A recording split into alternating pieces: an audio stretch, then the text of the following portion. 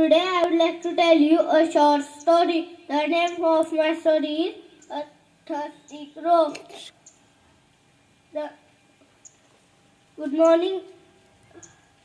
Once a thirsty crow saw a pot of water. He flew to it. He looked into the pot and saw only little water. How can I get the water? It is at the bottom of the pot.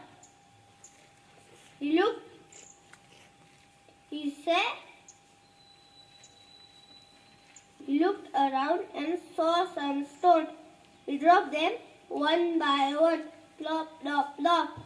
Down went the stone and up came the water. The crow drank the water and flew away happily. Thank you.